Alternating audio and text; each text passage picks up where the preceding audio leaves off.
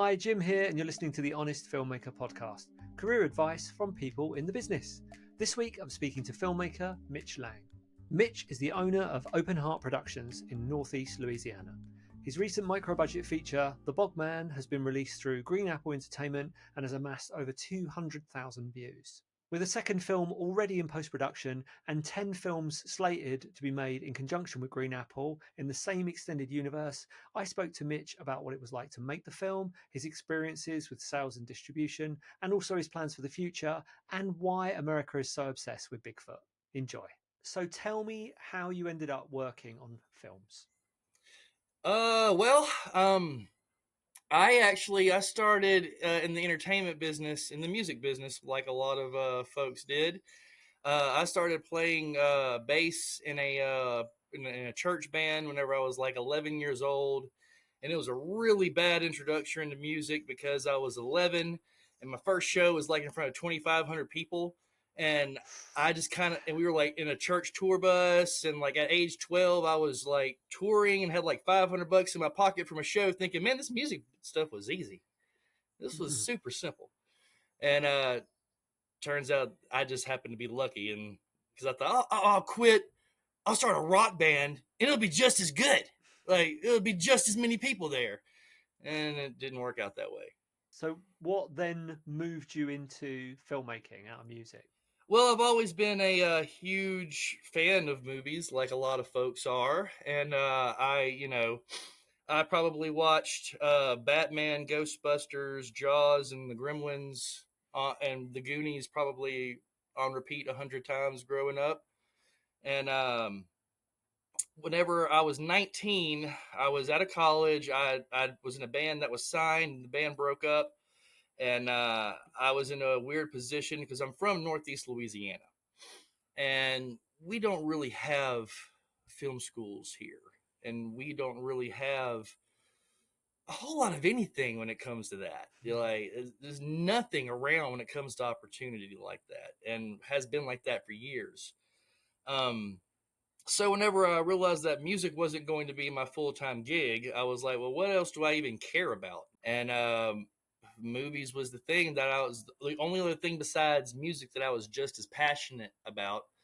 But once again, I had no opportunity. I definitely didn't make the grades to go to college. I definitely couldn't get me any Pell Grants or anything like that. So I started working at a local TV station. That was my first introductory into to film or television or anything like that. Just trying to pick up whatever I could. And I talk to young filmmakers all the time around here. And I tell them all the time, if you want to get into filmmaking, the first thing that you need to learn to do is to write a script. You need to know how to write a story, and you need to know how to tell a story, and you need to know how to make that story interesting to where people are locked in within the first 20 minutes. And if you can't do that, if you can't write a script, then you might as well not even move forward, because that's the building block of all of this. And so I bought some books and I learned how to write a script. And, you practice by getting reps. And I like hammered out 5 scripts back to back. Like I wrote a script, started another one back to back to back. Because it doesn't matter who you are. It doesn't matter if you're a cook going into the kitchen for the first time. You're a football player picking up a ball for the first time, or a musician picking up an instrument for the first time. The first thing that you ever do on that is going to suck. You're not going to be good at it. It's going to be really bad. So just get it all out the way. Like, get all the bad stuff. Let's always be making, always be creating, and let's just get your reps in, And that's what I did. And one of those 5 scripts, we did a short film, me and my friends, and it was terrible. And I was shopping around that script to anybody, really. Like, this is like 2006-ish. So like, the internet, it was there, but it wasn't the all encompassing, the entire knowledge in your pocket that it is now type thing. I didn't even have a phone with the internet until like 2012.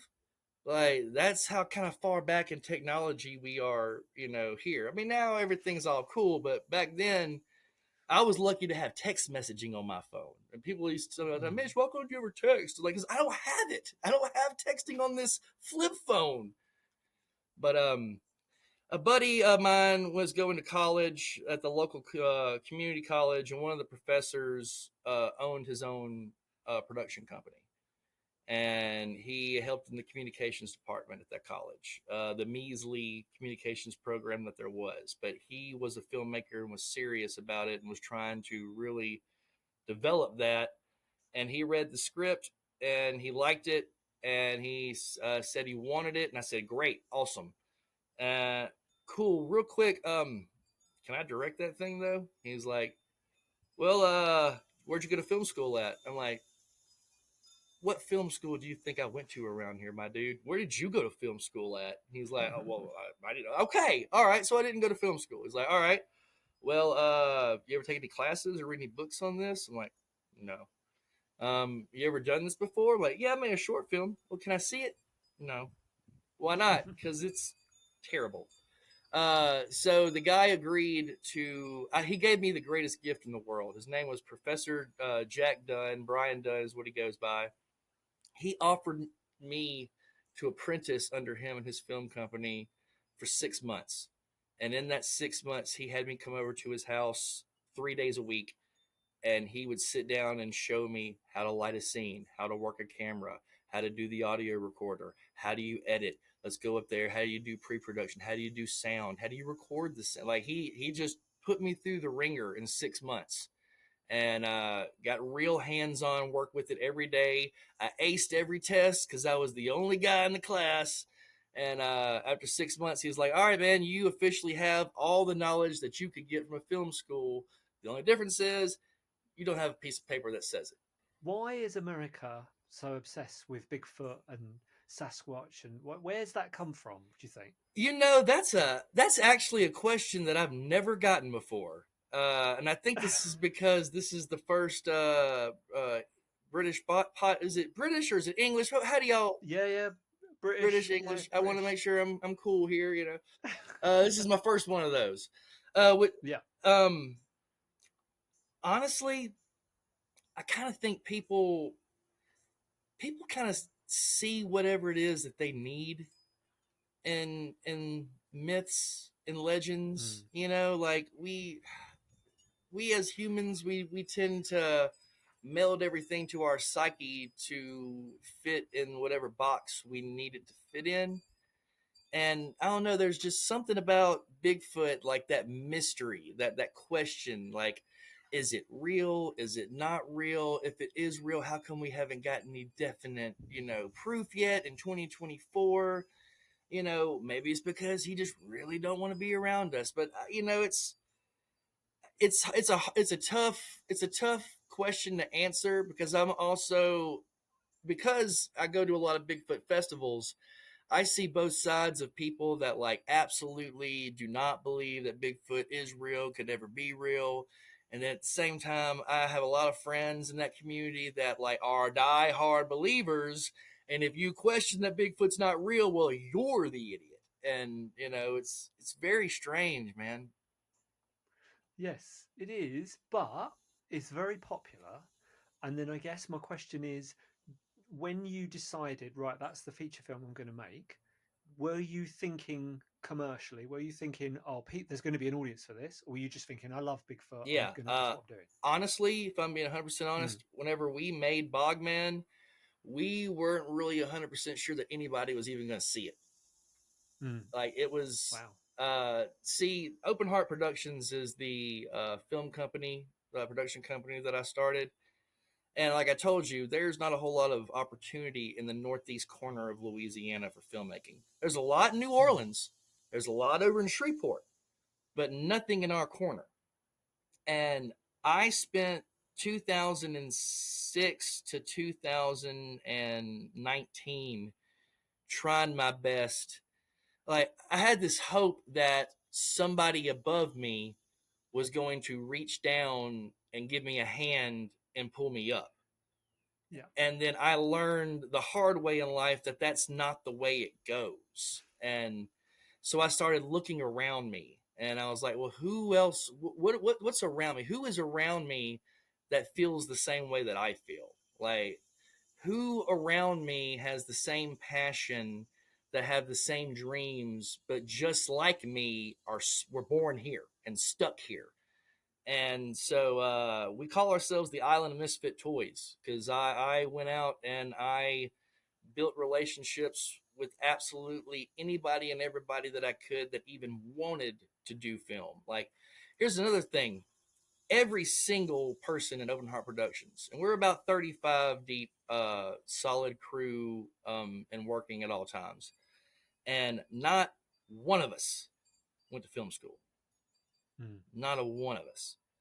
And so this was just like a hobby for us that we were just very passionate about. I've been a big fan of Bigfoot since junior high, like most Americans, I guess, now that that's a thing. But here's the thing: at the time, like, the Bigfoot stuff wasn't like blowing up like it is now. It was a Mm. weird thing that I noticed, that like whenever we did Bogman, we wasn't thinking about the culture. We weren't thinking about, anything like that. This was just a topic that we thought would be entertaining. And so, and would be fun to make a monster movie out in the woods, and then like once we made it, and then it caught, which that's a whole story in itself. Cause like I said, we didn't think this was going to happen, but whenever it did, it was just like everywhere we looked, all of a sudden there was Bigfoot everywhere. It's like, when did Bigfoot become the Beatles? Yeah. No, it certainly has. It certainly has. It is everywhere. So then tell me about, how did the deal with Green Apple Entertainment come up? And if you don't mind giving me details on that, because I'm sure other micro budget filmmakers would want to know, how is that structured for you guys?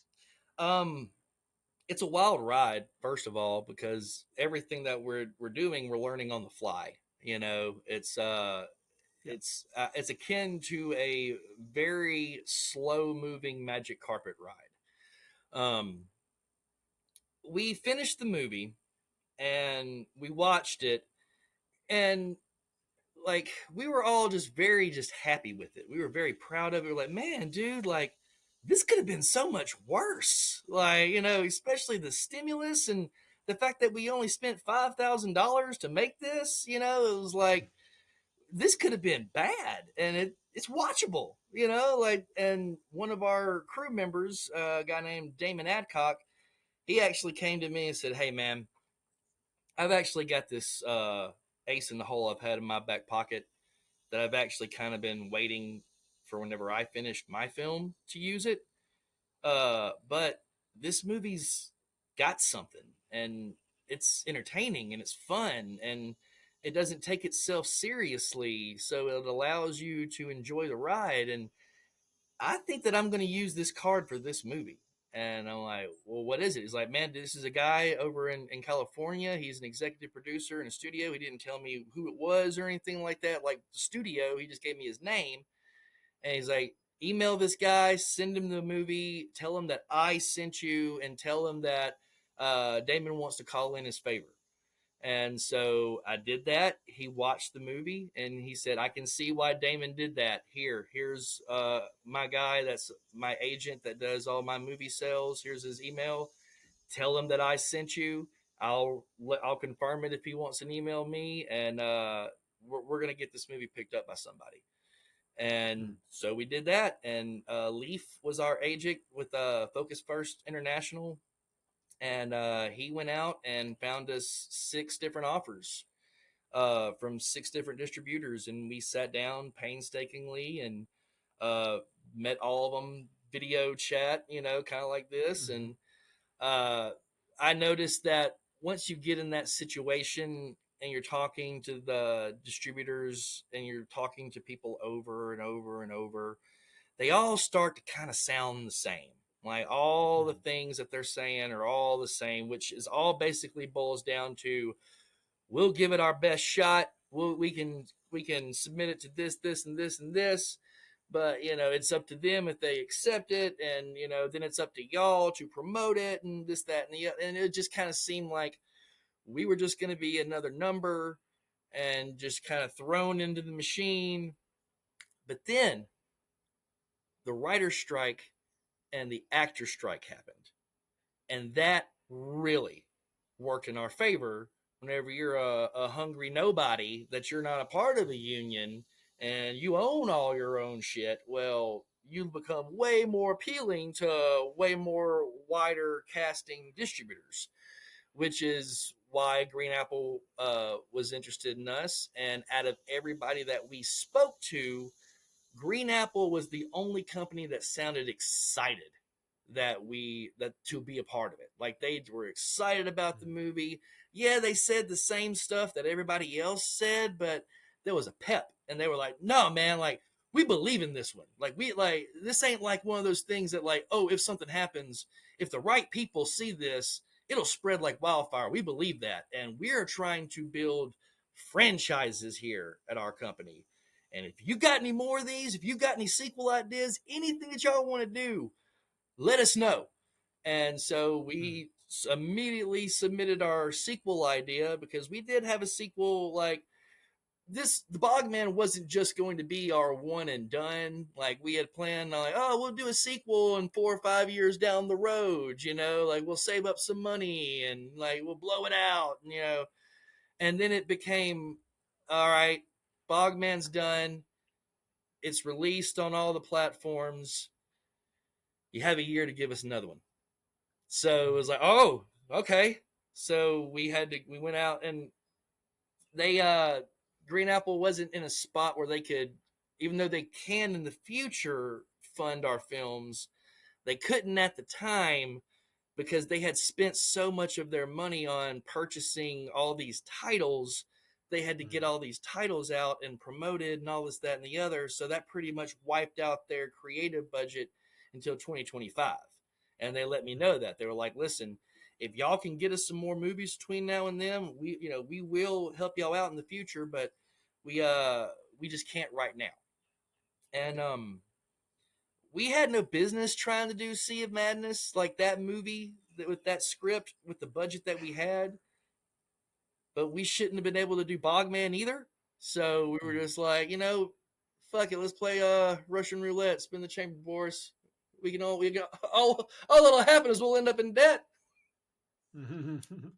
So the deal you have with Green Apple, have you seen money from that yet, or is that going to be coming? Have you seen any? How long has it been out? What's the sort of it?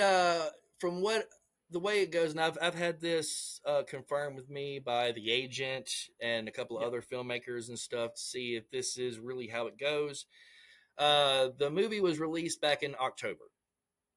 And we were told by them and other people that it usually takes about 2 or 3 quarters of views with the ad companies before they get their generated reports and the money gets in stuff. So they said that, actually the 15th of this month is whenever we're supposed to be receiving our first 3-quarter checks from. Oh, okay. It's like it'll be and all.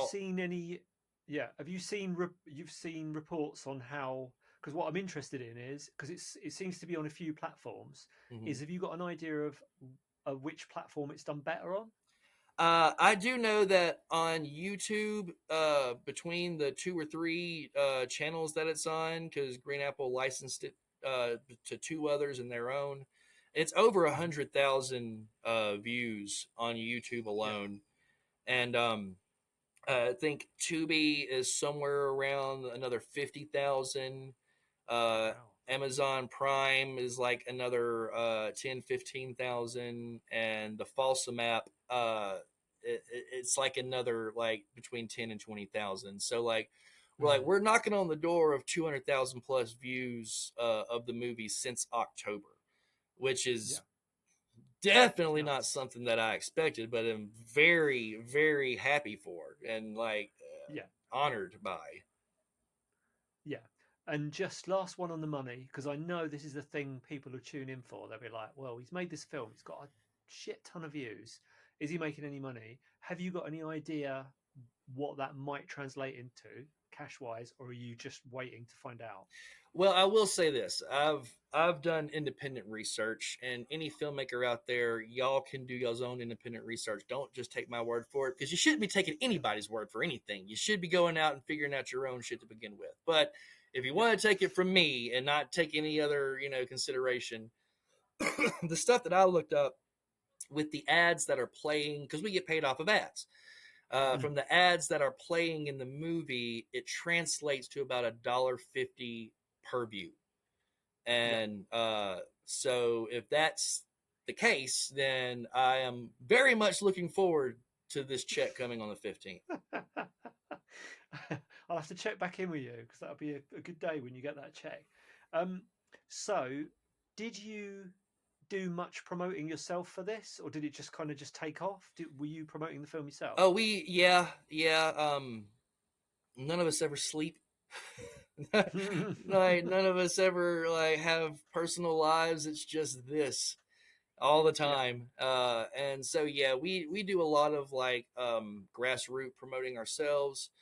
We go to Bigfoot festivals a lot around the South and in Texas and Oklahoma and Arkansas and stuff like that. We've done a couple of film festivals. We got a nice honorable mention for Los Angeles Indie Film Festival for Bogman last year. Nice. We placed third in the overall Louisiana homegrown film at the Calcasieu Film Festival. And I think we got also like a runner up at the Scream Queen Film Festival, which that one was super cool because I got to meet Donald Farmer through that. And I don't know if you know who that is, but he is a legendary American indie horror filmmaker that got his start Yeah. out on the special effects team for Evil Dead 2 back in the day. And Epic. That's pretty epic. he's actually where I met. He hooked us up with Jessa Flux, one of our mermaid actresses for the Sea of Madness film, and he's just been a big supporter of us. And another big one, and this to me was like a childhood dream because growing up in Louisiana, we had this video rental store called Action Video, and every Friday, my mom would pick me and my sister up from school. We'd get a pizza at the local pizza joint. We'd stop by the video place and we'd rent a movie and go home and watch it. And the only two Bigfoot movies that they had at that store was Harry and the Hendersons and The Yep. Legend of Boggy Creek. Did you hear that? You know that movie? I haven't seen The Legend of Boggy Creek. No. It beat Star Wars the first week that it was out. Did it? It did. It was the original OG Bigfoot documentary monster movie from Oh right. I'll '72, I have to watch believe. it. And Yeah. through one of the Bigfoot film festivals that we did, I got to meet Keith Crabtree, who played the Bigfoot in that movie.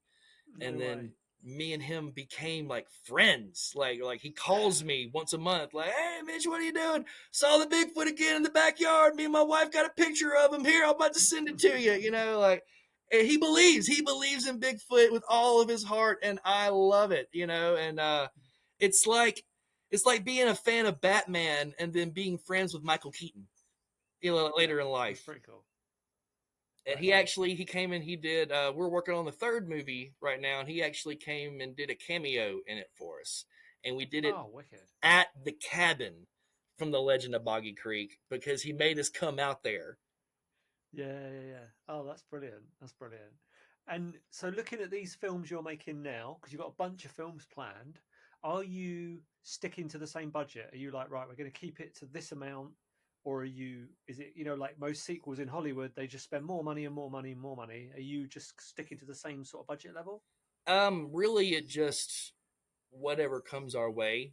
If we can get more money, absolutely, more money is always welcomed. But you know, with Sea of Madness, the sequel, we filmed on the USS Kidd in Baton Rouge, Louisiana, the legendary battleship from World War II. Tom Hanks filmed the Greyhound on it back in 2021. And just to get that boat for the 7 days we needed it was Mm. $18,000 just to Okay. rent it. And that's not like, and we're, you know, we're still small fry, you know, like we're still paying everybody $50 a day, including me, the director, you know, like that's where we're at in life, but that's fine because it's more than what we were getting paid to do it. We would have done it for free anyway. So getting $50 is like, hey, you know, cool. We go eat. But we had to find the money for that. And I didn't have any luck with anybody in town, any business people, lawyers, anybody. Nobody wanted to help, even though we had a movie that was released. I could, hey, go to Tubi right now. You can watch it. We're on Amazon Prime. Like, you know, whatever. Like, this isn't.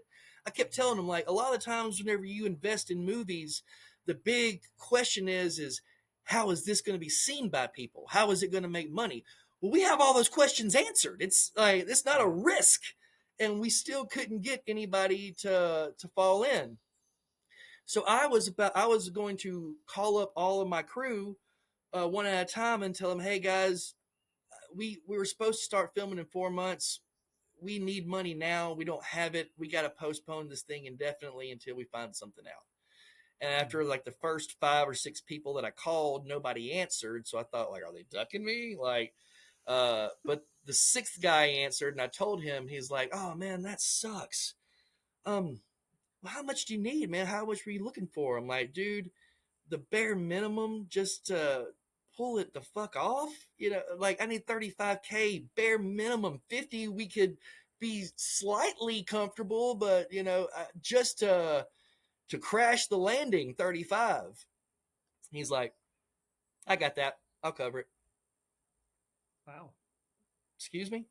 What do you mean you got that? You'll cover it. You're going to have to explain that to me. You're not going to just leave me with that. And he's like, oh man, I worked in the oil field before I did this. I have a nest egg. I was doing this because I wanted to learn how to do this. And y'all guys are serious and y'all are making results. So if y'all include me in on the back end, you know, hell yeah, whatever you need, you're funded.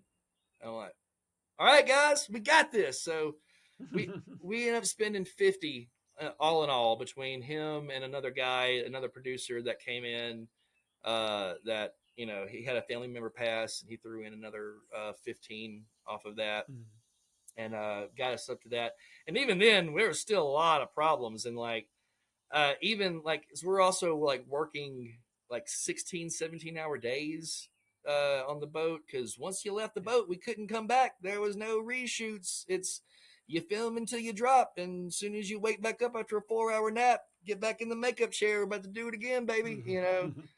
And there was a lot of stuff like food and showers, all stuff went bye-bye after a while, and we had to get creative, and I maxed out a credit card to make sure that we kept going. And it was the most miserable fun that I've ever had in my entire life. The most miserable fun. I love that. That is a good expression for filmmaking.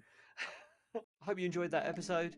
If you'd like to hear from more industry professionals, how they got into the business and how you can do the same, or you just want to listen to some cool stories from movie sets around the world, then please do subscribe to the Honest Filmmaker podcast.